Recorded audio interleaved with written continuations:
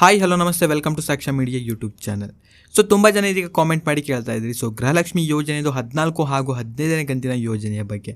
ಆದರೆ ಇದೀಗ ನವೆಂಬರ್ ತಿಂಗಳಿನಲ್ಲಿ ಒಂದು ಕಂತಿನ ಹಣವನ್ನು ಇದೀಗ ಬಿಡುಗಡೆ ಮಾಡಲಾಗಿದೆ. ಸೊ ನಿಮಗೆ ಸೈಡಲ್ಲಿ ನೋಡ್ತಾ ಇರ್ಬೋದು, ಇದು ಗೃಹಲಕ್ಷ್ಮಿ ಯೋಜನೆ ಹಣ ಆಗಿರುತ್ತೆ. ಆ್ಯಂಡ್ ಇನ್ನು ಅದರ ಜೊತೆಗೆ ಅನ್ನಭಾಗ್ಯ ಯೋಜನೆ ಹಣವೂ ಕೂಡ ಇದು ಆಗಿರುತ್ತೆ.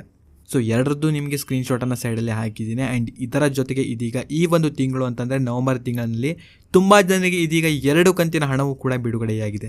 ಸೊ ಯಾರ್ಯಾರಿಗೆ ಹಣ ಬಿಡುಗಡೆಯಾಗಿದೆ ಆ್ಯಂಡ್ ಯಾಕೆ ಕೆಲವೊಬ್ಬರಿಗೆ ಇನ್ನೂ ಕೂಡ ಹಣ ಬಿಡುಗಡೆಯಾಗಿಲ್ಲ ಅಂತ ಸೊ ಕಂಪ್ಲೀಟ್ ಆಗಿರುವಂತಹ ಒಂದು ಮಾಹಿತಿ ಈ ಒಂದು ವಿಡಿಯೋದಲ್ಲಿ ಸಿಗುತ್ತೆ.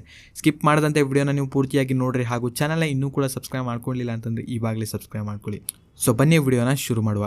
ಹೌದು, ಇವಾಗ ಗೃಹಲಕ್ಷ್ಮಿ ಯೋಜನೆ 14ನೇ ಕಂತಿನ ಹಣವನ್ನು ಇದೀಗ ನವೆಂಬರ್ ತಿಂಗಳಿನಲ್ಲಿ ಇದೀಗ ಬಿಡುಗಡೆಯಾಗಿದೆ.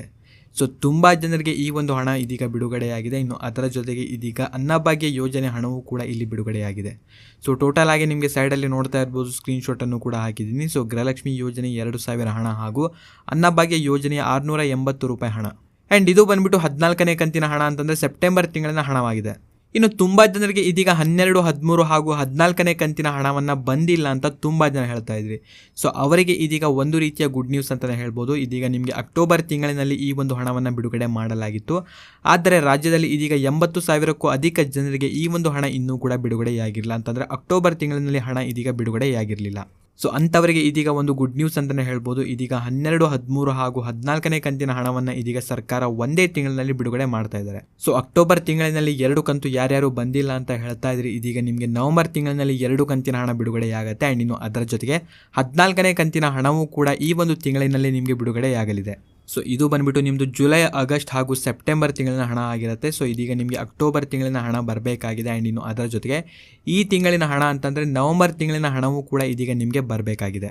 ಆ್ಯಂಡ್ ಇನ್ನು ಅದರ ಬಗ್ಗೆ ಅಂತಂದರೆ ಇಲ್ಲಿ ಅಕ್ಟೋಬರ್ ಹಾಗೂ ನವೆಂಬರ್ ಕಂತಿನ ಬಗ್ಗೆ ಇನ್ನೂ ಕೂಡ ಅಪ್ಡೇಟ್ ಒಂದು ಬಂದಿಲ್ಲ. ಸೊ ಇಲ್ಲಿಯವರೆಗೆ ಬಂದಿರೋದು ಇದೀಗ ಸೆಪ್ಟೆಂಬರ್ ತಿಂಗಳಿನ ಹಣ ಆಗಿರುತ್ತೆ. ಸೊ ಯಾರ್ಯಾರು ಹಣ ಬಂದಿಲ್ಲ ಅಂತ ಹೇಳ್ತಾ ಇದ್ರು, ಸೊ ಅವರಿಗೆ ಇದೀಗ 3 ಕಂತಿನ ಹಣವನ್ನು ಇದೀಗ ಒಂದೇ ತಿಂಗಳಿನಲ್ಲಿ ಸರ್ಕಾರ ಬಿಡುಗಡೆ ಮಾಡ್ತಾ ಇದ್ದಾರೆ. ಆ್ಯಂಡ್ ಇನ್ನು ಇದರ ಜೊತೆಗೆ ನಿಮಗೆ ಇದೀಗ ಅನ್ನಭಾಗ್ಯ ಯೋಜನೆ ಹಣವೂ ಕೂಡ ಸರ್ಕಾರ ಬಿಡುಗಡೆ ಮಾಡಿದೆ. ಸೊ ಇದು ಯಾವ ತಿಂಗಳಿನ ಕಂತು ಎಂಬುದನ್ನು ಇದೀಗ ನೋಡ್ತಾ ಹೋದರೆ, ಸೊ ನೀವೇನಾದರೂ ಇಲ್ಲಿ ಅಕ್ಟೋಬರ್ ತಿಂಗಳಿನಲ್ಲಿ ಸೊ ಪಡಿತರ ಚೀಟಿಯನ್ನು ಯೂಸ್ ಮಾಡಿಕೊಂಡು ಇಲ್ಲಿ ನೀವು ರೇಷನ್ ಕಾರ್ಡನ್ನು ಪಡೆದುಕೊಂಡಿದ್ರೆ ಇದು ನಿಮಗೆ ನವೆಂಬರ್ ತಿಂಗಳಿನ ಹಣವಾಗಿರುತ್ತೆ. ಇನ್ನು ಇದರ ಜೊತೆಗೆ ನೀವು ನವೆಂಬರ್ ತಿಂಗಳಿನಲ್ಲಿ ರೇಷನನ್ನು ಪಡೆದುಕೊಂಡ ನಂತರ ನಿಮಗೆ ಆ ಒಂದು ಹಣ ಬಂದುಬಿಟ್ಟು ಡಿಸೆಂಬರ್ ತಿಂಗಳಿನಲ್ಲಿ ನಿಮ್ಮ ಒಂದು ಖಾತೆಗಳಿಗೆ ಇಲ್ಲಿ ಜಮಾ ಆಗುತ್ತೆ. ಸೊ ಇದು ಬಂದುಬಿಟ್ಟು ನೀವು ಯಾವ ತಿಂಗಳಿನಲ್ಲಿ ರೇಷನನ್ನು ಪಡೆದುಕೊಳ್ತೀರೋ ಸೊ ಅದರ ಒಂದು ಅನ್ನಭಾಗ್ಯ ಯೋಜನೆ ಹಣ ಬಂದುಬಿಟ್ಟು ನಿಮಗೆ ಮುಂದಿನ ತಿಂಗಳು ಈ ಒಂದು ಹಣ ಜಮಾ ಆಗುತ್ತೆ. ಸೊ ಇದರ ಬಗ್ಗೆ ನೀವು ಯಾರೂ ಕೂಡ ಕನ್ಫ್ಯೂಸ್ ಆಗುವಂತಹ ಒಂದು ಅವಶ್ಯಕತೆ ಇರೋದಿಲ್ಲ. ನೀವು ಈ ತಿಂಗಳೇನಾದರೂ ರೇಷನ್ ಕಾರ್ಡ್ನ ಯೂಸ್ ಮಾಡಿಕೊಂಡು ರೇಷನನ್ನು ಪಡೆದುಕೊಂಡ್ರೆ ಅದರ ಒಂದು ಅನ್ನಭಾಗ್ಯ ಯೋಜನೆ ಹಣ ಬಂದುಬಿಟ್ಟು ನಿಮಗೆ ಮುಂದಿನ ತಿಂಗಳು ನಿಮ್ಮ ಒಂದು ಖಾತೆಗಳಿಗೆ ಈ ಒಂದು ಹಣ ಜಮಾ ಆಗುತ್ತೆ.